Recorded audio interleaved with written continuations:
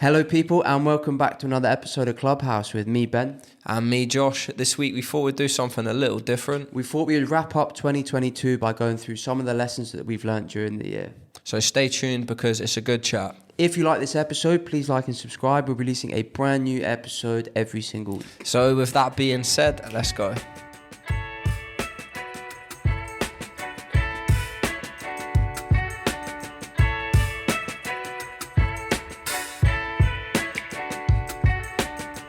Lesson number one. You want to start? Yeah, go for it. So I wrote, it's funny how this isn't the proper technical term for it, but I wrote, marinating in uncomfortability is paramount for progression, and it assists in progression, leaps and bounds. Obviously marinating is like a pork chop. Yeah, like a pork chop in its fucking sauce. So I said that. It just came to me. I said it when we're at the youth service, right? Yeah. We were on the soundboard, so there's like everyone in the hall was watching people play on stage, and me and this kid were at the soundboard. He's technical, so he was doing it, and we were speaking about singing and being confident, and we we're like looking at one person, and we're like, she's got the projection, beautiful voice, but you can tell that her confidence isn't all the way there. So she's cutting herself off a bit. It's sounding a bit nasally, right? But that was just because she didn't have the confidence yet. And then we were talking about confidence and, you know, how putting yourself out there and putting yourself in an uncomfortable position, even if you're fucking shit at whatever it is you're trying to do. But I said to him, like, marinating in that uncomfortability helps you that's where you grow massively without realizing.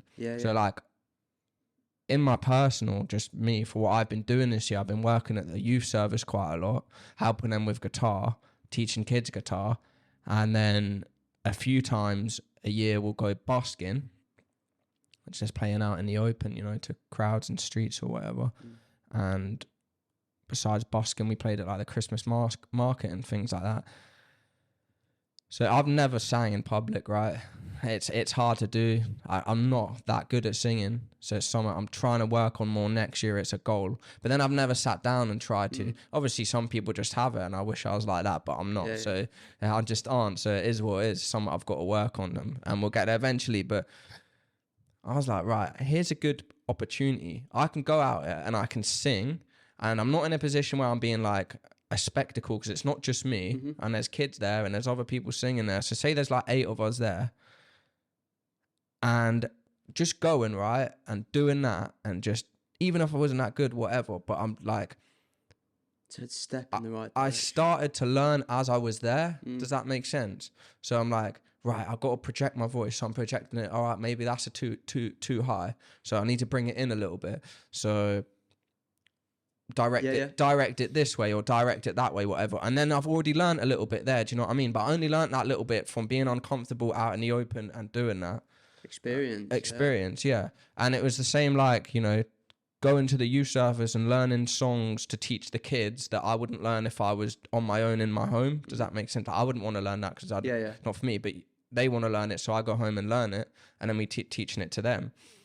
And that helped like leaps and bounds, because it was just, it's like a little piece of the puzzle you'd never go towards, and then you've now got that in your arsenal. That makes sense. I guess that's not really on the uncomfortability stage, but it goes for like other things, you know, just getting out there. No, I love it, mate. I think it's such a good one, and I think I get that through like my running and like the challenges in my running where it's uncomfortable, and like these physical, mental challenges where it's not an enjoyable experience as such. Like, you don't want to be there.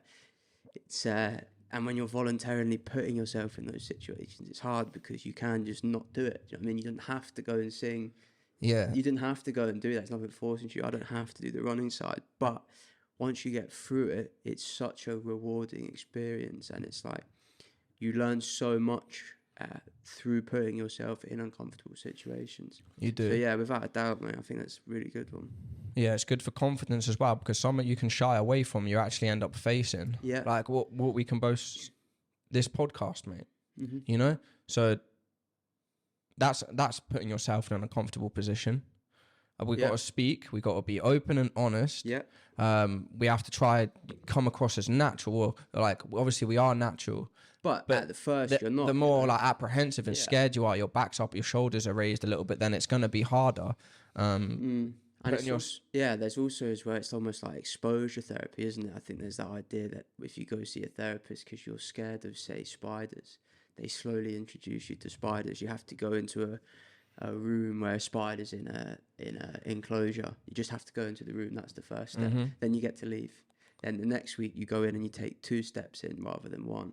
So it's that exposing yourself to things that you don't like, you're scared of, that make you uncomfortable, is the only way to get past that, isn't it? Yeah, it is. It's like what you're doing is you're conditioning yourself into a new way of thinking, and subsequently through doing that, you're rewinding all the how you usually think. Yeah. Instead of them being your like go-to natural thoughts, they start to unwind, they start to reel it in, and then you're kind of changing. You're changing as a person. You're changing your mindset. You're changing the way you think. I wonder if it's like an element of almost proving to yourself it's not as bad as you've pictured it in your head. Like your thought of it is worse than the actual reality. And you have to like prove that to yourself by experiencing the reality over what you've built it up to be in your head, you know? Yeah, mate, that's 100%. That's a fucking very, very good point, because what you start to see is my preemptiveness about that was actually wrong. So for me thinking like, fuck, this is going to go wrong. This is how I'm going to kickboxing tonight for the first time. It's going to be 15 people there who all know what they're doing, and I don't really know what I'm doing. So now I'm fucking scared a little bit. I'm nervous. I'm thinking about it all day. You know, I'm starting a new hobby tonight. I'm going to a new club. Bada bing. And then you get there, right? You have a really good time. Maybe you're with 2 people, right? And they're really kind to you and they're glad that you've came and joined in. Then you go home and you say to yourself, fuck, man, that was like really nice. And all my worrying that in the day was not necessary, right? Was wasted. It was not necessary. But then what you start to learn was like, okay, you've done that. You spent that day worrying. But now the next time you go to do something, like I want to start, I don't know, I'm going to go fucking another club or something. You don't start thinking like that. And that's how your confidence builds, because you see that you're wrong. And then you start to, every time that you start to worry and you're like, right, I'm about to worry now, or I'm scared for tonight, or I'm scared for this, or I'm a little bit anxious about this going down. And you realize the last time I done that, I was completely wrong. So I'm probably wrong this time. The way I think is what's wrong, not what's actually going on. 100%. Yeah, and that starts to change. And the more you do it, the more evidence you have, the harder it is to kind of build it up to be something that's not in your head, because you've proven to yourself time and time again. If you do this caroling 20 times, not one of them will ever be as bad as you would have thought it would be. So. Exactly. And what do you think it's going to be like the 21st time I do it? It's not going to phase me. Exactly. Yeah. And that's literally how you grow and adapt. And could you imagine where you could get with that sort of just starting out like that, yeah? And then you grow like that, man. There'll be things. Do you know how happy you would be as a person? Because you would end up at a place where it's like, you don't second guess much. If you want to go try something new, you're going to try something new. If you want to change your jobs because your job's been holding you back for 5 years, but you're a bit apprehensive because it's a brand new place. I might be on less wages for a year or 2 and it'll take me a while to build up. I just don't want the change at the moment. Nah, you just go and you just do it, because you see how easy it actually is, because the visage has been eradicated through the way you've learned. And Jordan Peterson's got like great videos out there on this point exactly, and he's got one where he talks about breaking it down. So like a lot of these big things, like they can seem very big, but you can break it down into small steps in that. For example, this podcast, before we ever recorded our first episode, I started recording a minute video every day of me just talking into camera. Then I went to 5 minutes, slowly up to 5 minutes, then I went to 10 minutes. First it was scripted, then it was unscripted. So it's like, it's a progression. You can absolutely just dive in, go into your first episode and see how it goes. And some people are okay with that. But you can also break it down and slowly build up to these things, these that you've built up to be massive in your head. Break it down into small chunks. Recording a minute video a day that no one's going to see, you can do that. You can do that. You got the time, you got everything on your side. You can do it on your phone. You can. That's something that you know you can do. And then you get that sense of, I did that.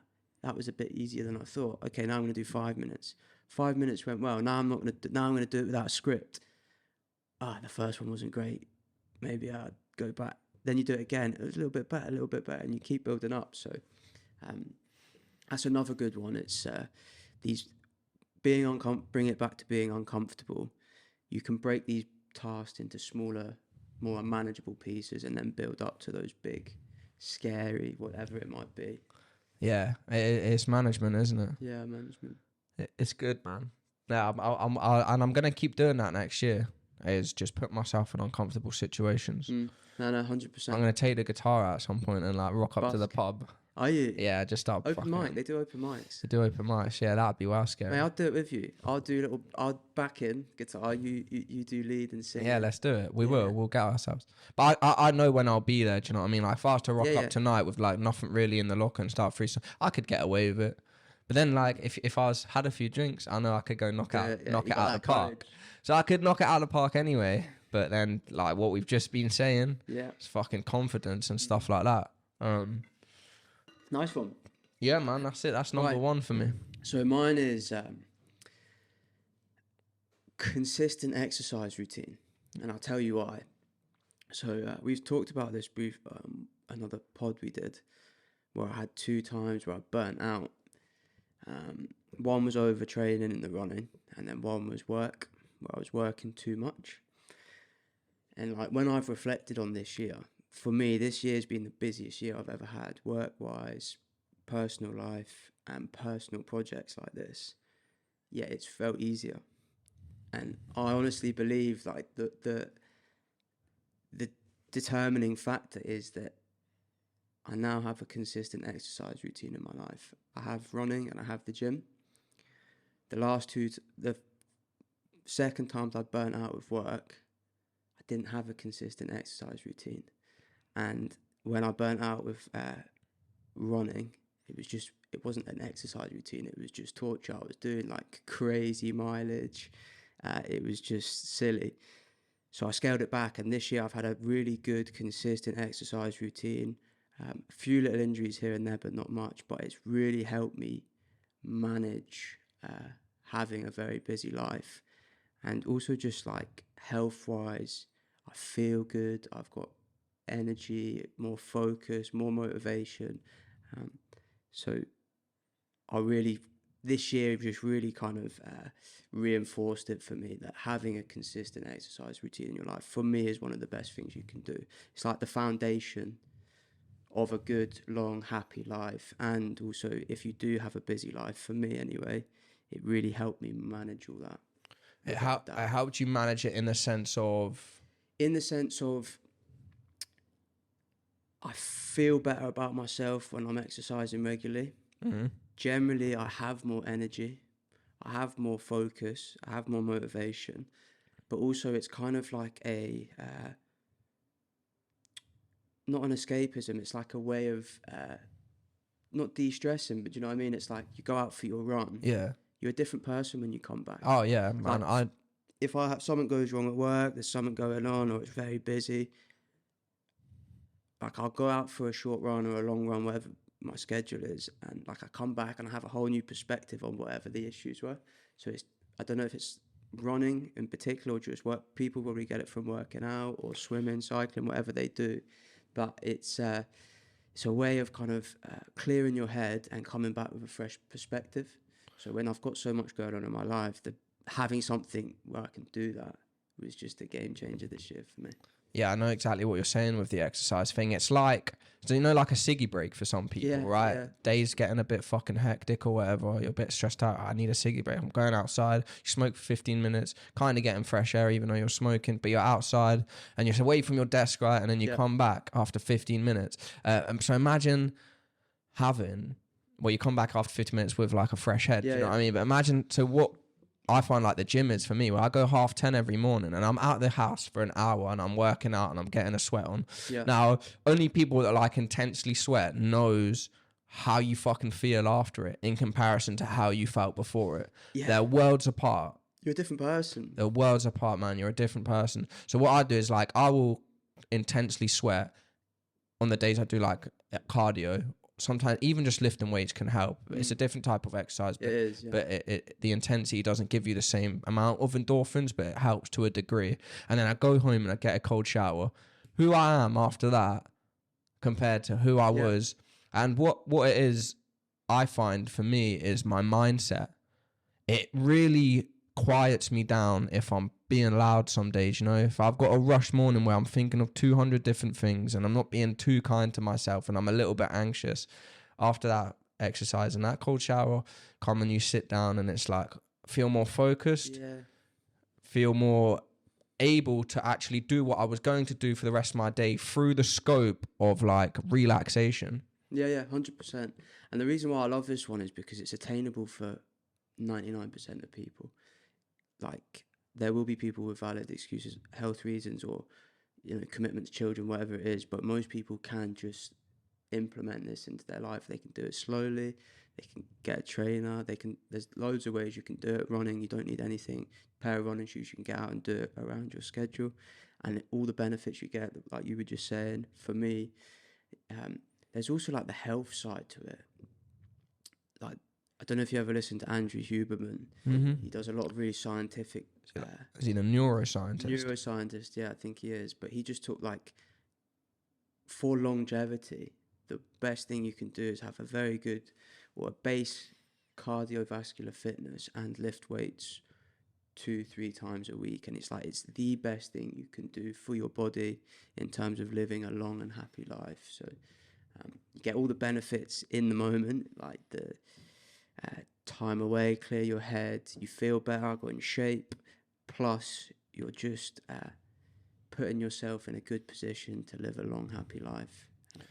You can reap the benefits so much farther down the line. Exactly. Yeah. I've seen that pop up a few times. Like, I've watched, you mentioned him, the geezer that goes out, he speaks to old people, he says, what's it like to be old? And a lot of them have said, like, working out through their youth has given them the ability to be less fucked, I guess, today as they're older, which we naively take for granted because, you know, we haven't been through it. Why would it be somewhat on our minds? We can never picture ourselves being old. You can never picture ourselves being old. Yeah, that's another thing. One of the guys said, you know what's funny? You don't see it, but you will always see the world the same. Through your external vision, it doesn't change really, does it? The people might, but you get what I'm saying. But you become old. So different to everyone else. But yeah, going back to like the exercise thing, it's paramount for, like, it's hard when you're old unless you've been around elderly people. Like, it's everything stops working, man. Knees go, like, actual legs go. People stop walking. You know what I mean? We know what old people are like, but and it just delays all of that. It does, yeah.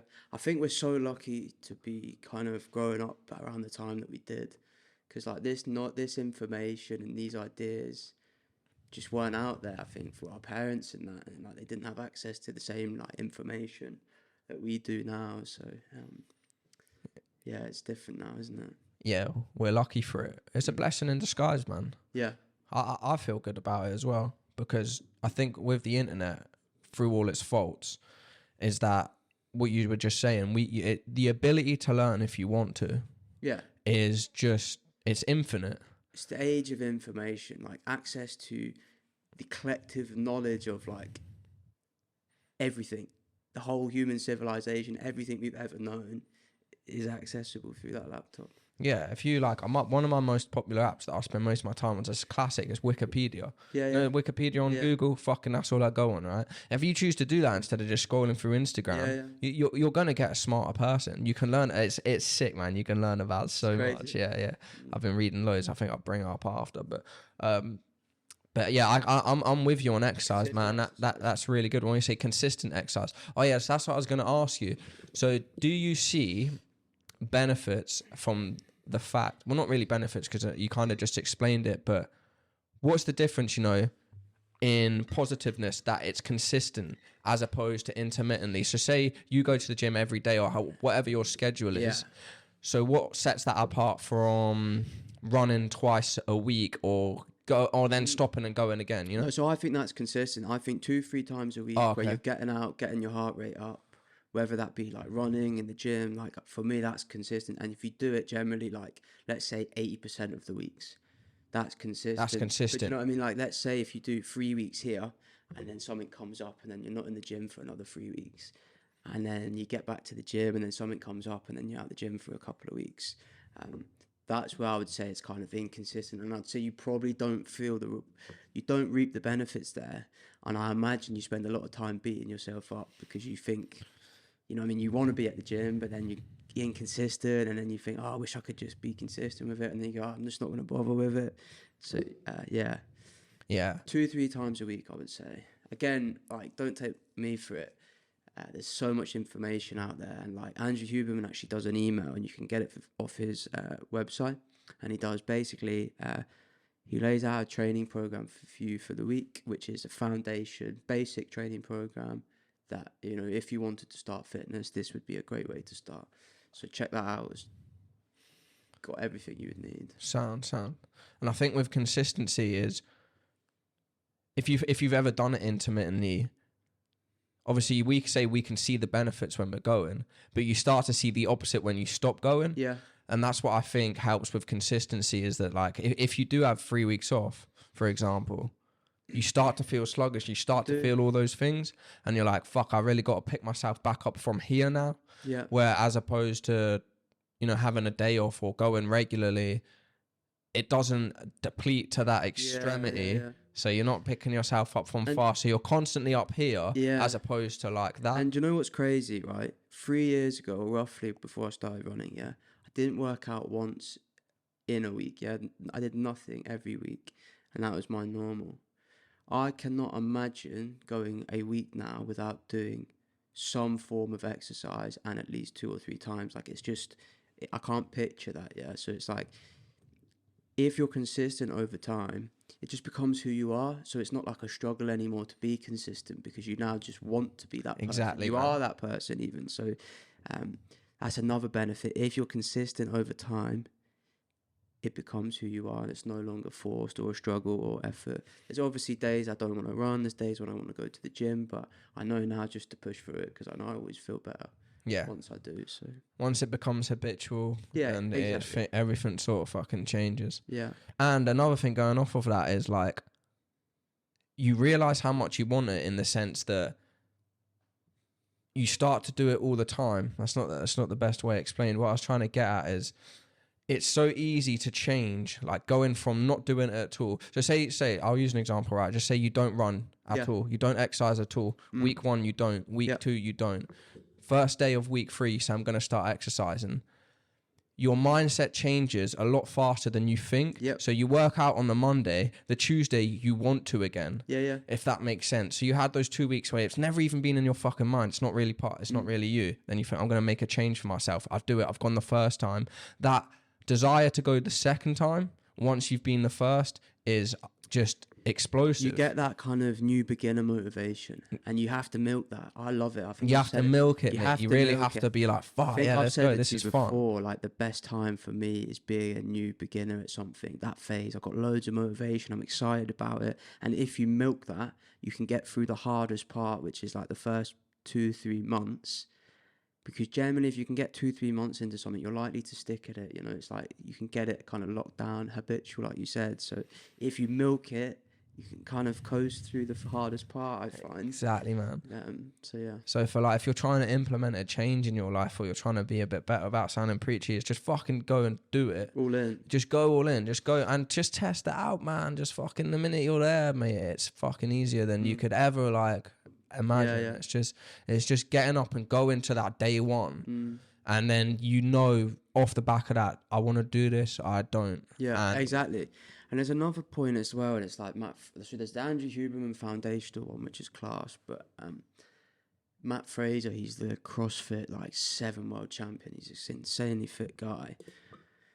He talks about his friend who could never get a consistent exercise routine going. He's like, listen, like, you can get overwhelmed at first. It's like diet, supplements, what training program am I going to do? I need to worry about my sleep. There's like, you can get a bit overwhelmed, and it puts a lot of people off. So he's like, with my friend, I said, eat what you want, sleep, don't change anything else, but just turn up at my house 3 times a week. We're going to do a 15-minute HIIT workout or something like this. And then we built it from 15 minutes to 20 minutes. And then 20 minutes we went to half an hour, and then he's like slowly build up to it. Once he had a consistent exercise routine, then I was like, right, let's focus a little bit on your diet. Then once his diet was locked in, we focused a little bit on his sleep. So it's like, get the basic down and then build off of that, which is, I think, a really good advice if you're trying to start out. Yeah, exactly, man. And that's it. Like, just turn up to day one, give it your best shot. And all the other little things now I just mentioned, diet, sleep, and all that, they come as part of the parcel. Yeah. They just, you will sieve them through as you progress. You do, yeah. Don't need to worry about everything all at once. You don't, not at all. You just need to get started and build off that, I think. Perfect, man. Nice. That's a good one. Yeah. That's a good one. Over to you. Over to me. Right. What do I say about this next one? So I've had a bit of a fucking wake-up call. This is what I wrote. I wrote, learning about other cultures, other religions and other traditions, and expanding your knowledge to the like wider things in life makes you a well more knowledgeable person in yourself when you're trying to talk and articulate yourself. And subsequently, it makes you consider like what your values are, along with being like a lot more grateful and a lot more empathic. So that's what I wrote. And there's like so many different roads I can take, from, you know, the books I've been reading this year to what I've been looking into. Where should I start? So one fact that I read that I just really didn't have a clue about this year is that 85% of the world's population is religious. Wow. So say there's about 7.8 billion people. Wow. About 6.9 billion people are religious. That's crazy. That's an insane amount. And whatever that means for whatever people, right? Just for me, I'm not religious, right? I wasn't brought up in a religious family. I wasn't christened. I was allowed to do what I want. And just from that, I've never stemmed towards any sort of religion. Whether that will be how I live the rest of my life, I don't know. Because I was always skeptical about religion.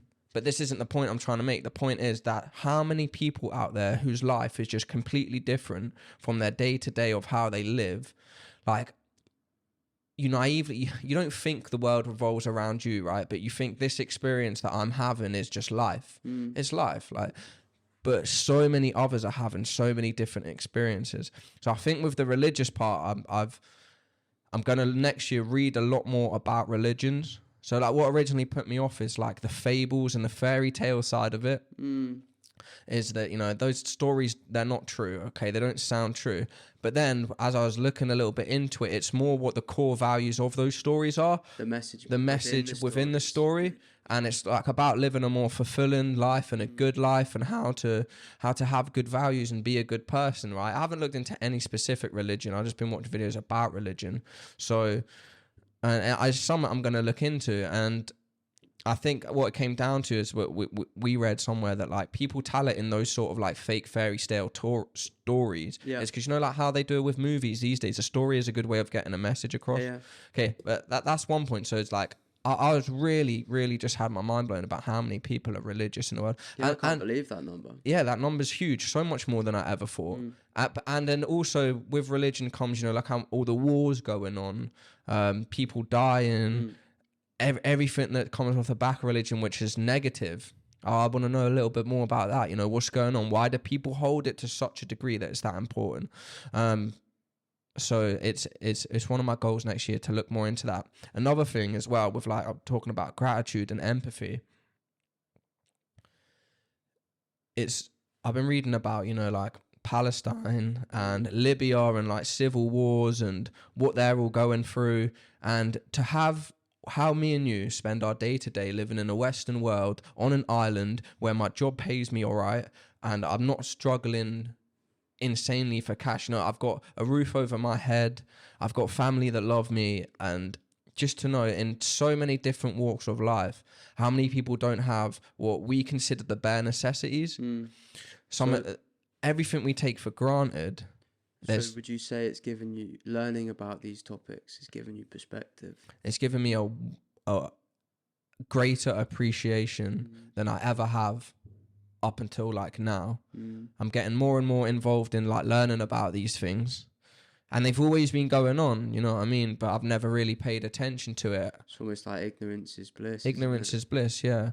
And it only takes those little reminders. Like there's a fucking class film on Netflix at the moment called Swimmers. Okay. It's based on a true story, and it's about 2 Syrian girls who flee Syria, and you get to see them doing all the refugee shit, you know, fucking jumping on boats that are like capsizing, little dinghies, nearly drowning in the sea, and they went on to become Olympic swimmers.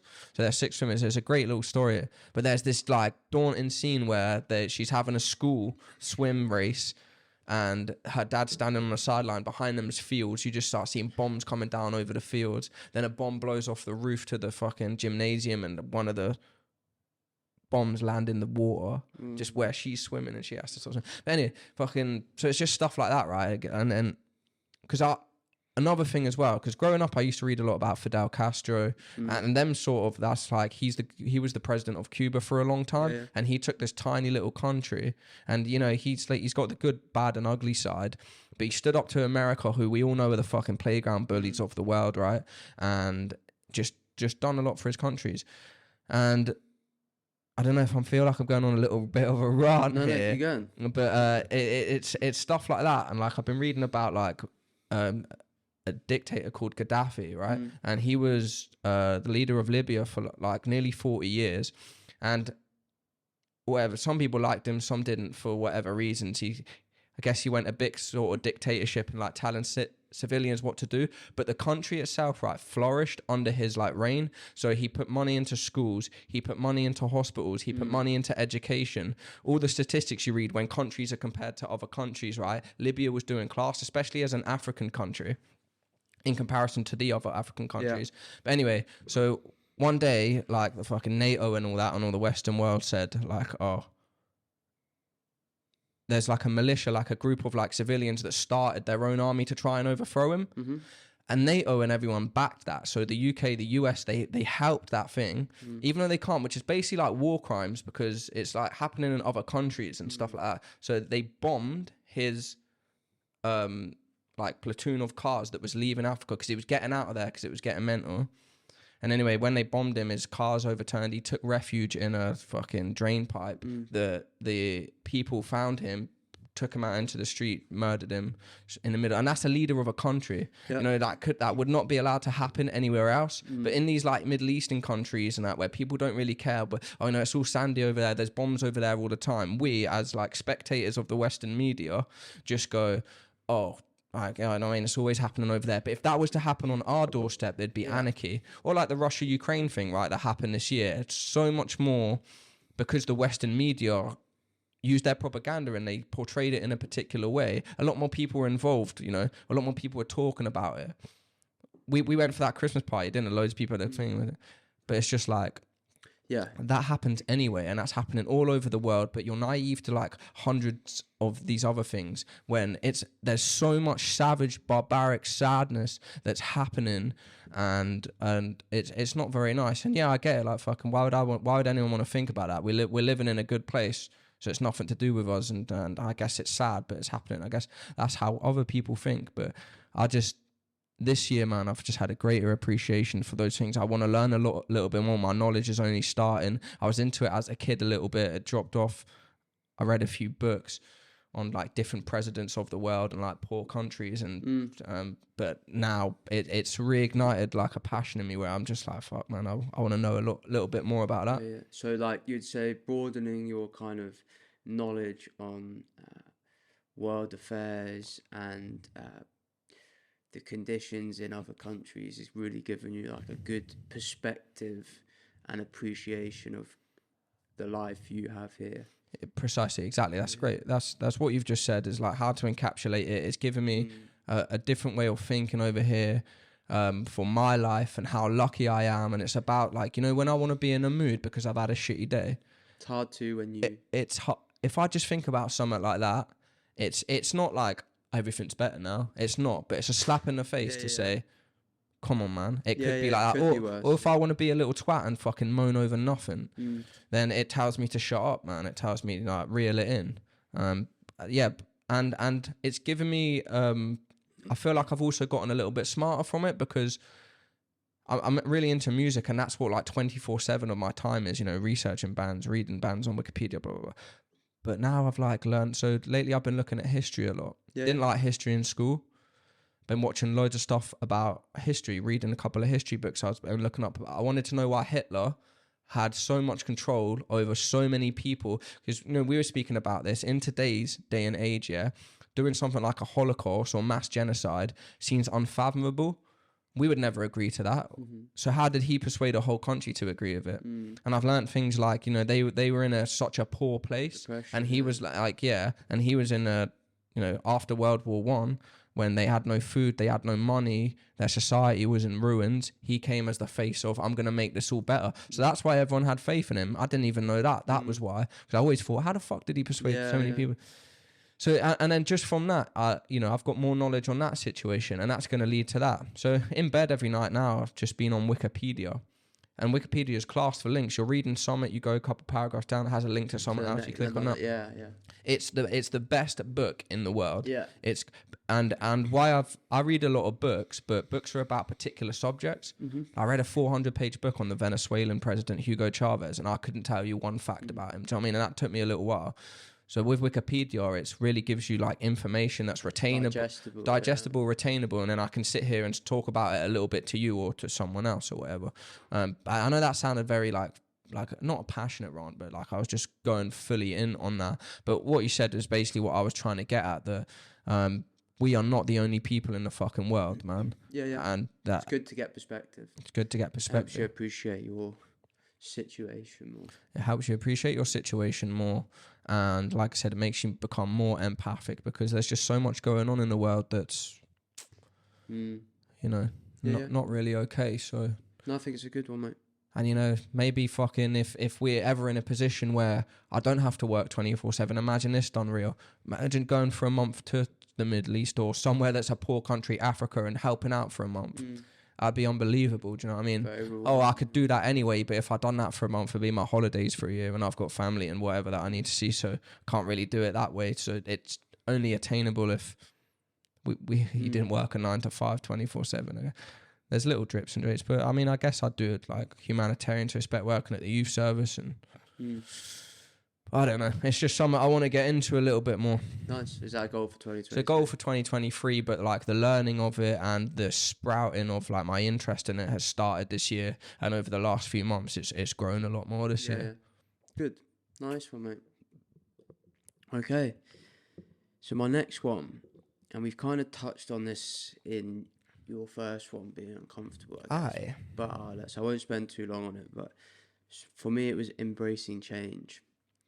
And like, I think there's like a bit of a running joke between our friends, like that I have a split personality disorder. And it's the phases of Ben Smiley. The phases, I've had many different phases. I'm always up to new stuff, but I think there's something to be said about embracing change. And it's like, for me, this year, after we had our last week's episode, I went back and I looked at my goals for this year, and what I had planned for this year. And this year did not go as I planned it to as the beginning of the year. Certain parts of it did, but a lot of it didn't. But it went better than I could have expected. And like, I can think of 3 things where I embraced change and new opportunity. So this house came up for sale. We had no plans to sell a house or buy a house, but this came up. We were like, we were a bit very on the fence, but we went for it. I did a full career change. I went into a new job. Ooh. And then we started this pod. And for me, that's 3 really like good things that have happened this year that would not have happened had I not been open to change and embracing change. So I also like the idea of experiencing as much as I can. Like, if you have a passion, or you know your passion from a young age, I'm sure there's something like beautiful in committing your whole life to that passion, becoming a master of your craft, and that being your life. But I've never found my passion as such.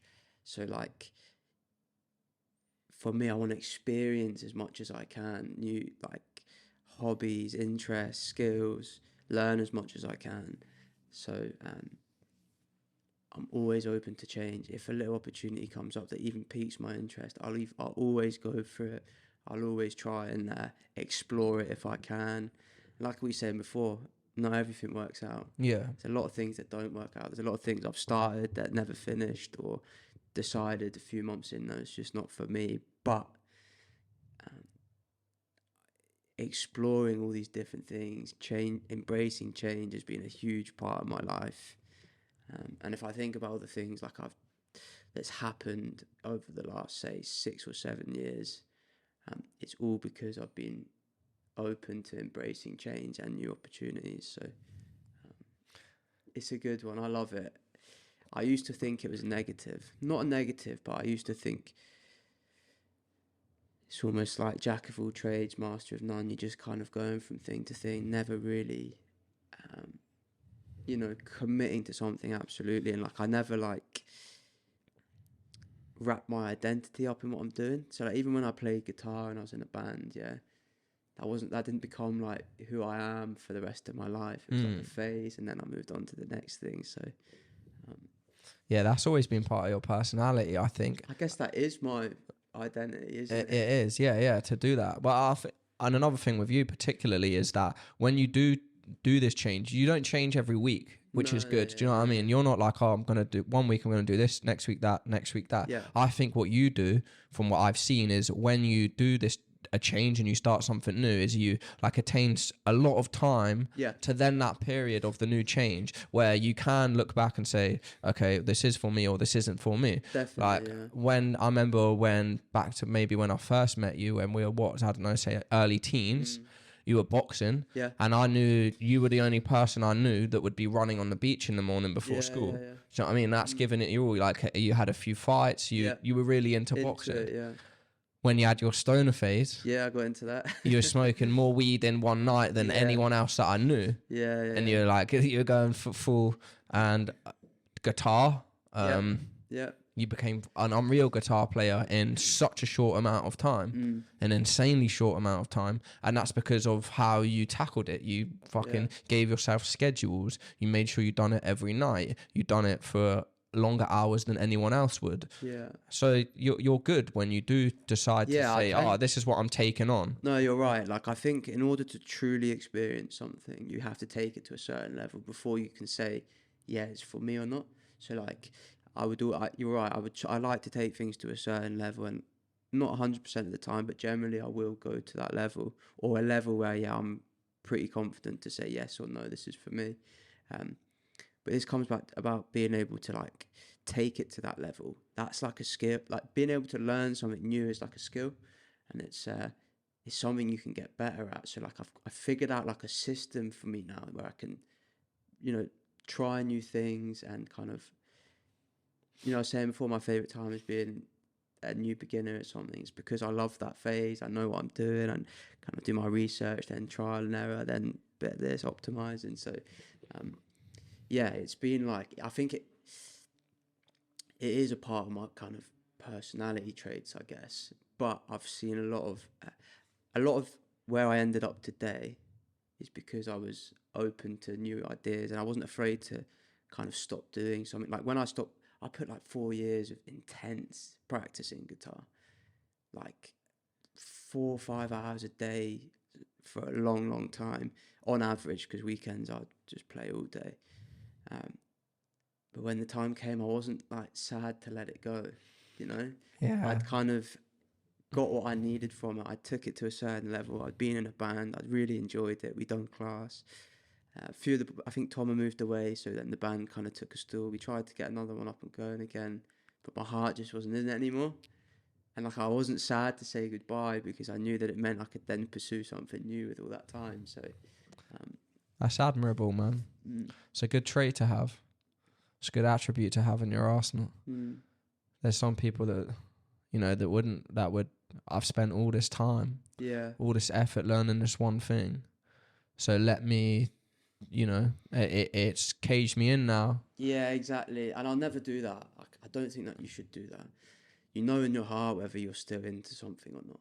Like, don't get me wrong, within those 4 years, there was times where like, I was like, I don't want to practice today. I don't want to do this. I don't like, but that's just like a bad day versus I don't want to play guitar anymore. Whereas for me, I'll always know when I'm done with something. My heart's just not in it.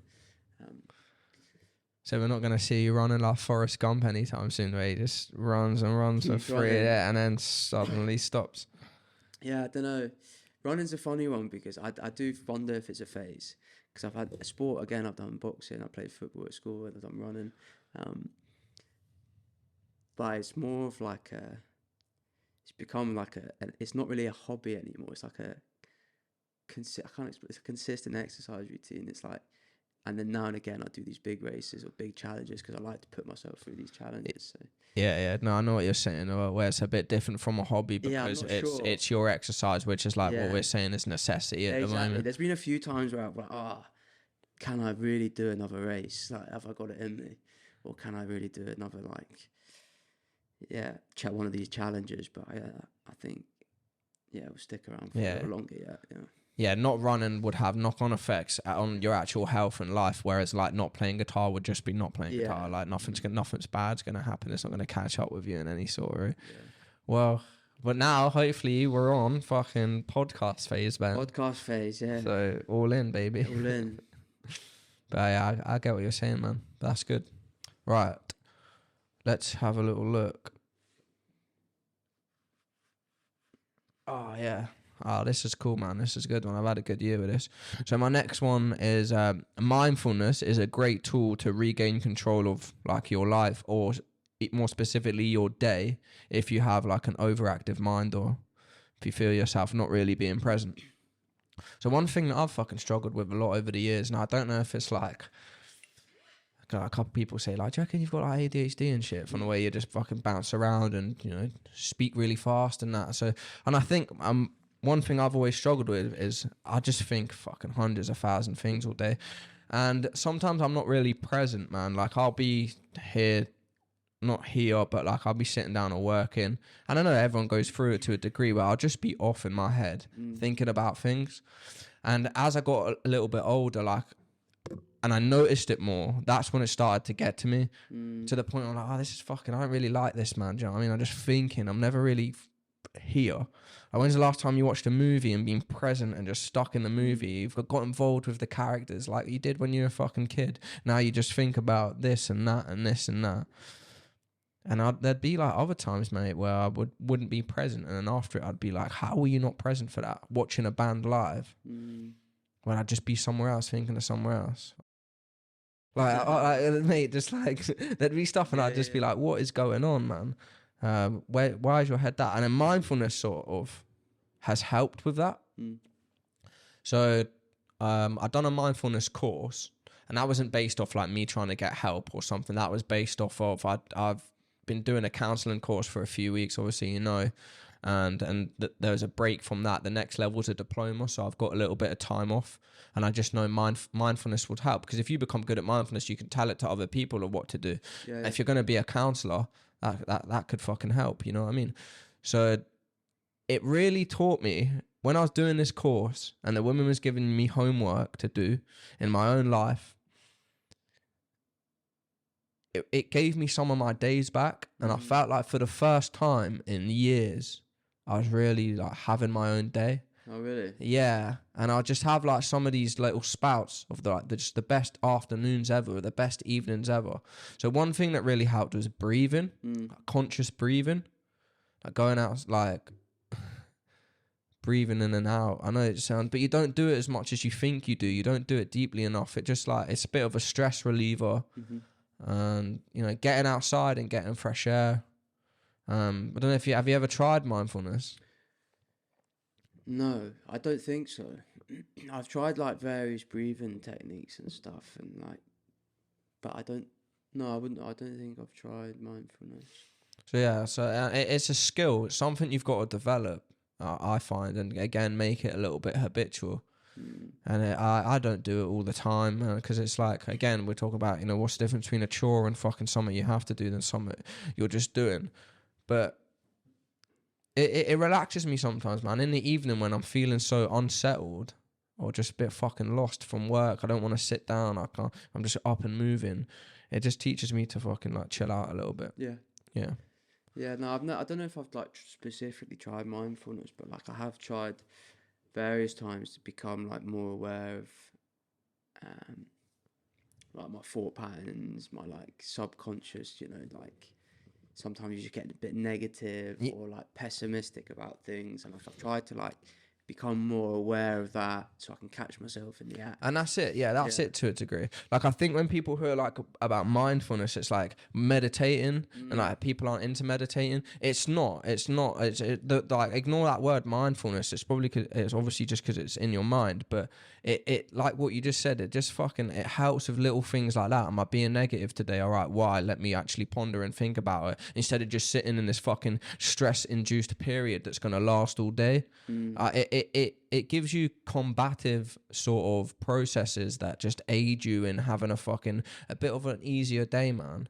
Well, if everything like, and I'm talking about if you're someone who stresses, if you're someone that overthinks, if there's shit going on in your head, I always found it like when I worked on it a little bit, it was very grounding. You know what I mean? Like, I could just zone in. Zone in and just feel a little bit more at peace. Take back control. Almost, yeah. And it helps to, like, you know, getting fresh air, and sometimes in the night I just go outside onto the balcony, sit on the balcony with nothing.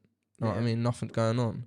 Just sit there with my thoughts and just think about stuff. Yeah, I think it's a good one. It's like, probably something I need to do more.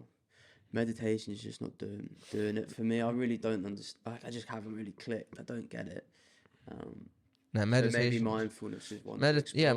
Do it, man. I'll send you stuff. I got loads of sheets of paper from when I've done this 8-week course, and the woman was so nice. And it's such a good laugh as well. Like, she's a proper funny woman, and the people on the course were sound.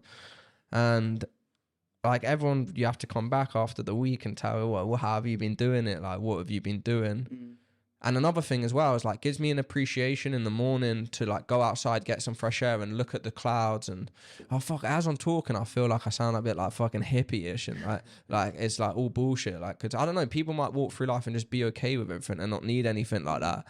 But for someone like, I don't know, myself, where my head can be up in the clouds, it just it brings you back down to earth, man. And it's nice to go out in the morning and, like, sit on the fucking beach and look at the beach and hear the waves. Especially if you work in an office, or you're on phones, or you're just like, besides your job isn't everything, man. And I think, like, thinking about what's going on outside, mindfulness, like, gave me a better appreciation for just what's happening around me. Yeah. I think there's something to be said as well about being in nature outside.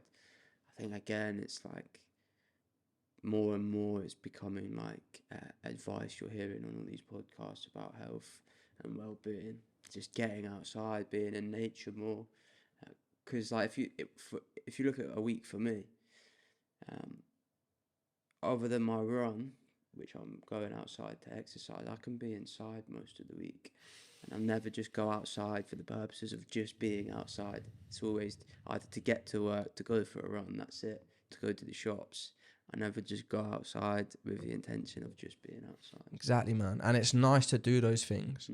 And it goes back to what we've talked about before, of how days and months and years just blend into each other. And how every time you're standing, you go to the toilet, or you're in a shop queue and you get out your phone, because those 5 minutes before phone times and technological advanced times, you would just be with yourself, or you'd be focused on something else, or you'd stop and have a chat with someone in the queue. But now it's all phones. So if you go from fucking phone in the morning to working all day, back to phone in the evening, back to sitting in front of the TV, man, like, are you even fucking surprised it's 2023 when it was like 1995 a minute ago? No. So, and I think what I've been learning on this course, man, is just how bringing all that back in, bringing it all back to, like, how it used to be, and, like, just everything's just, since I've been doing it, man, life's just been a little bit more fucking fun. Good, man. Yeah. Appreciate the evenings a little bit more. I appreciate my days off work a little bit more. I appreciate the mornings when the sun's up a little bit more. I'm not talking I'm fucking walking around smiling like life's so fucking good, because I'm not, but it's helped. It helps. It helps steer it away from all of that. Nice. So nice.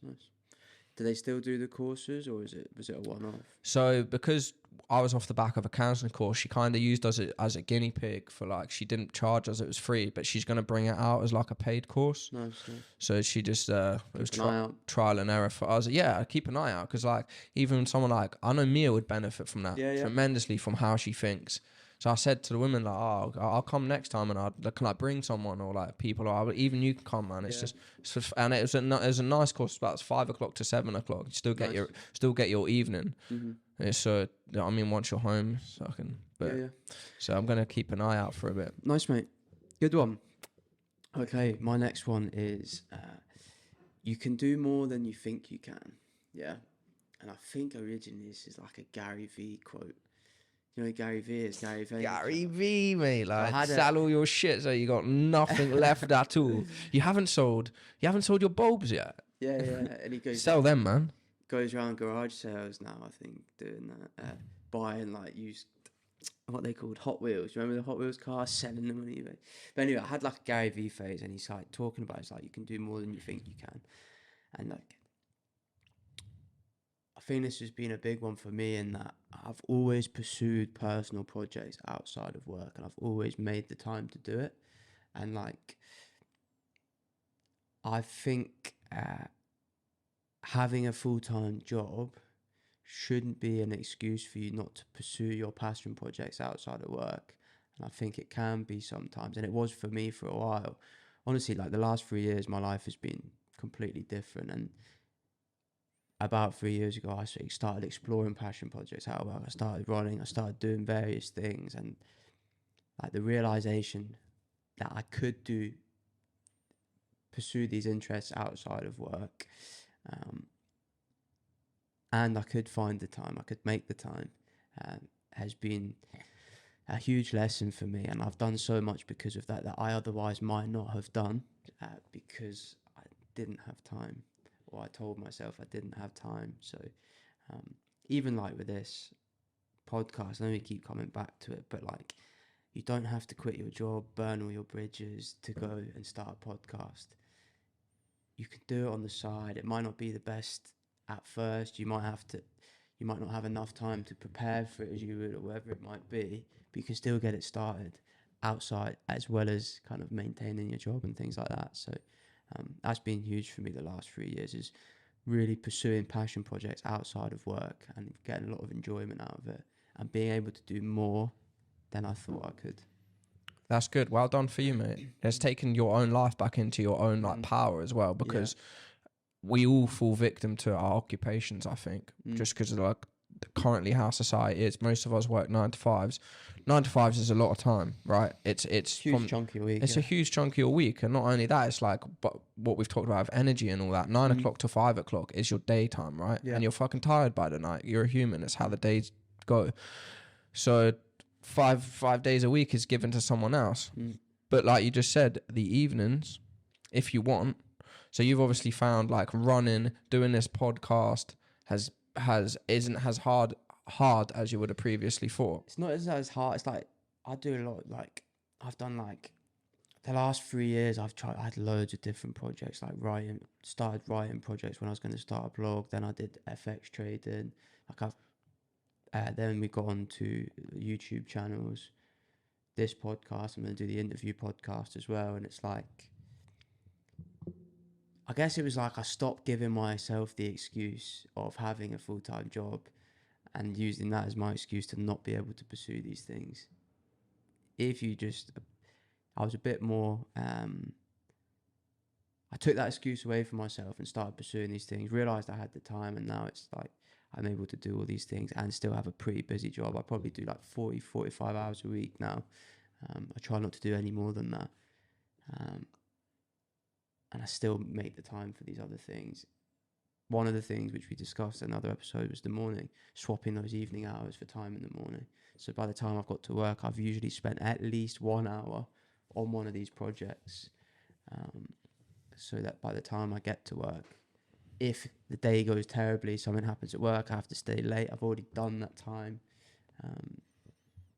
So I will always get around to it.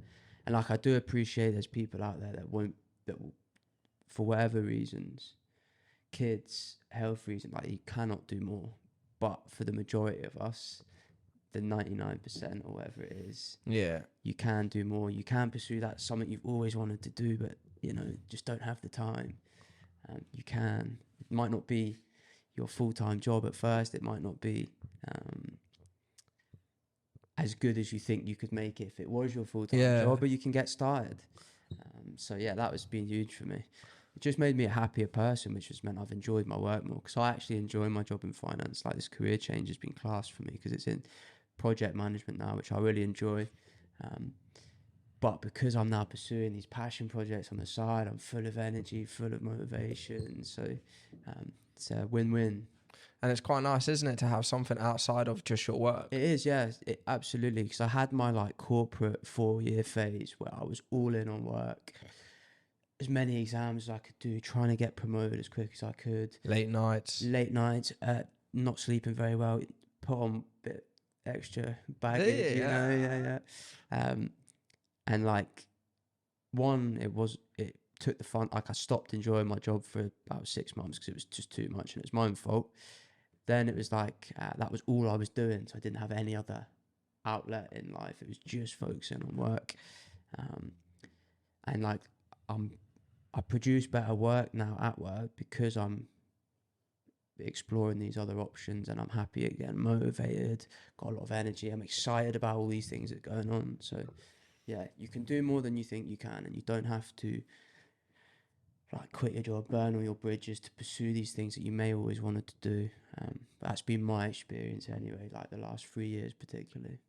Gives you a little flame in your stomach, doesn't it? Yeah. Ignites it and turns it up to max. Yeah, it's good, yeah. Well, that's good, man. Well done. I think I'm out, man. You're out? I think so. Wait there. Oh, look, a third one. Look, it just shows that, like, what I like about this shows that we're on the same path sometimes, because we're like, I'll write something down and it comes up in our natural conversation. Anyway, yeah. Yeah, so I said, if you're apprehensive about starting something new, remember that time actually goes so fast that the new period soon passes. So just say, and then you're not the new guy anymore. So say you're like, if you're out there and you're like, I want to go to boxing tonight, but we've kind of already said this. I don't want to repeat myself, but you're the new person, right? Which is that's nerve-wracking. If you're not a super confident person, that's fucking nerve-wracking. So you go there, you're like, fuck, I'm the new person. 3 months goes like that, mate. If you went to boxing every week or whatever for 3 months, you ain't the new guy anymore. So just that initial step, getting to day one, like we spoke about in the beginning, is it helps put it into a sort of perspective that's like less scarier, because you can just go, right, time passes that fucking quick. No, that's all I really had to say about that one. It's just that. I think we covered it a lot before, didn't we? Yeah, if you want to try something new, man, but you're apprehensive, just get there. And soon, like, I know a kid who just started to go to kickboxing, which only seems like the other day, and he just done one of those fucking boxing collar ones, things, and he loves it, mate, and it's helped his mental health tremendously. And he goes like 3 times a week, and he's looking in good shape. And honestly, mate, it was about 15 minutes ago when he was contemplating whether to go or not. So that's what I'm trying to get out, man. It's time's going that quick, and I think the years are going that fast, and it's just the way it's gonna be now forever, man. It's as you get older and you have a more conscious like perception of time. That's when the years start really going fast. Because do you find the years go fast? Yeah, scary fast. Stupidly fast, right? And you know, we've talked about you're here and you're here, right? And in between that is your life. And we said that we looked at someone who visualizes it, yeah? So say this is the end of your life and we're here already.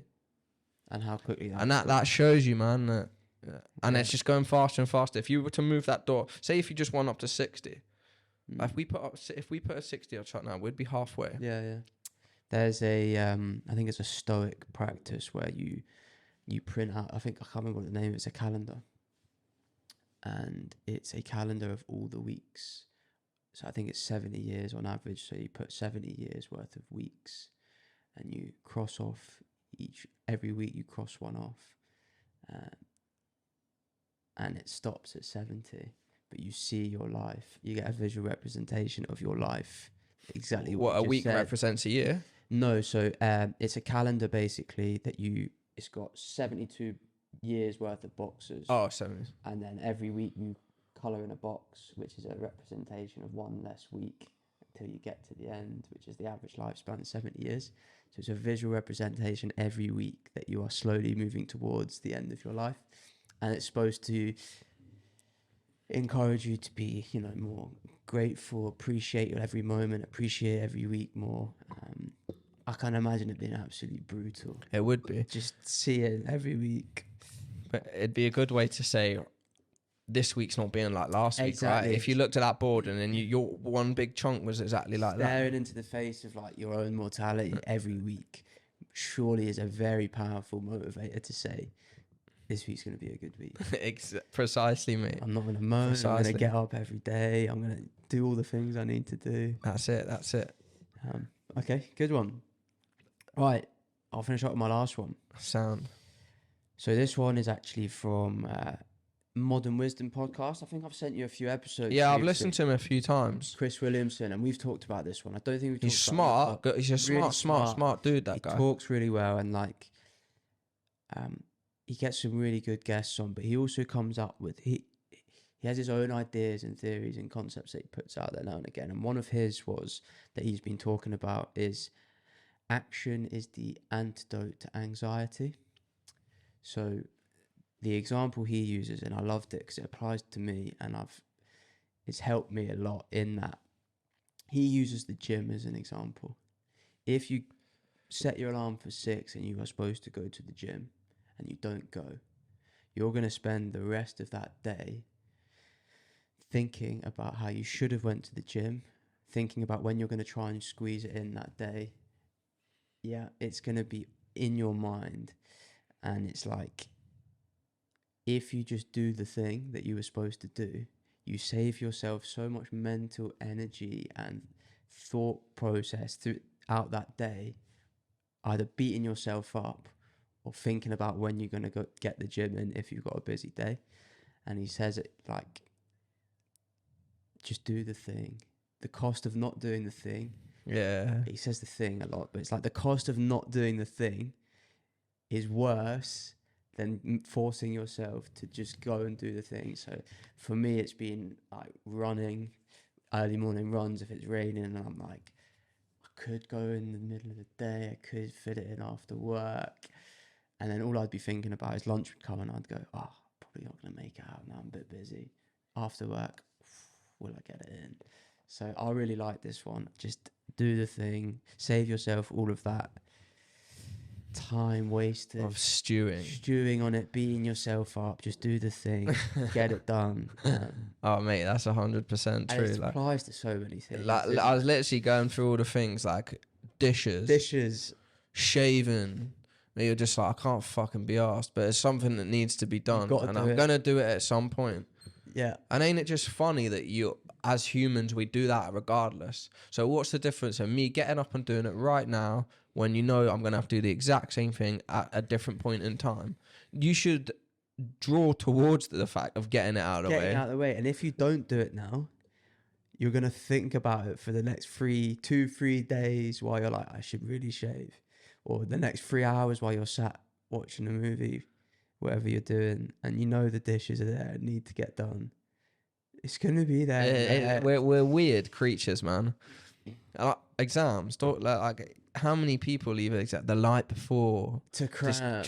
Yeah, the stress that comes with that one night of trying to cram everything to just 30 minutes a night. Yeah.